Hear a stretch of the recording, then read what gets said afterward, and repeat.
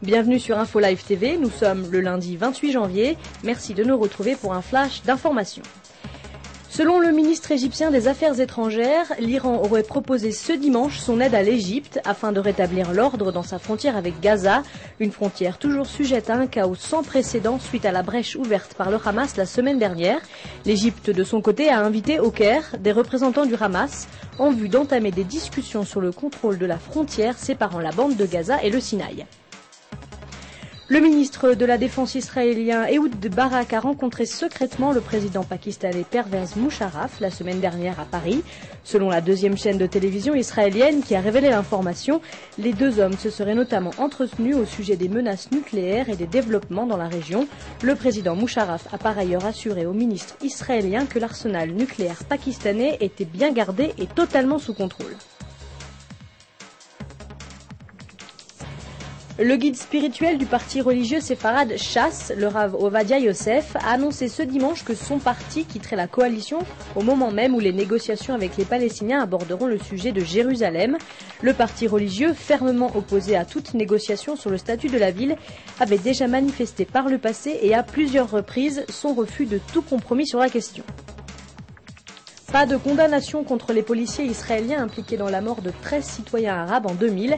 Décision annoncée par l'avocat général Menachem Mazouz. Il confirme ainsi le jugement du ministère de la Justice rendu en 2005. Il y a 8 ans, lors du début de la seconde intifada, des membres des forces de l'ordre israéliens avaient tiré sur des manifestants qui protestaient en solidarité avec les Palestiniens. Les associations arabes en appellent à une médiation internationale. Des membres arabes israéliens de la Knesset, dont Ahmad Tibi et Jamal Zahalka, se rendront aux funérailles de Georges Habash. Le fondateur et ancien secrétaire général du Front populaire de libération de la Palestine est mort hier à Amman. Il était responsable de nombreuses attaques terroristes et avait fait de sa spécialité le détournement d'avions et le terrorisme international. Votre programme sur Info Live TV, c'est aussi un reportage sur la rencontre entre Mahmoud Abbas et Ehud Olmert hier à Jérusalem. Enfin, découvrez aussi un reportage exclusif pour Info Live TV, un entretien avec l'archéologue turc qui affirme de manière certaine avoir découvert l'arche de Noé.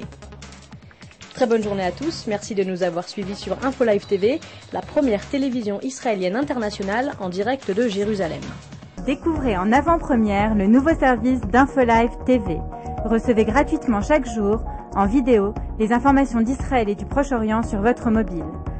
Pour vous abonner, entrez sur notre site www.infolive.tv et cliquez sur la bannière Service téléphone mobile. Aujourd'hui, le monde entier parle d'Israël. Mais qui parle d'Israël au monde entier, en temps réel, en 4 langues et en direct de Jérusalem? Infolive.tv, la première chaîne de télévision internationale israélienne. 24 heures sur 24, 7 jours sur 7, suivez de l'intérieur l'actualité d'Israël et du Moyen-Orient. Des reportages, des interviews, un grand journal et des flash infos en images dès que l'actualité l'exige. Infolive.tv, votre regard direct et vrai sur l'actualité d'Israël. Retrouvez InfoLive sur internet www.infolive.tv.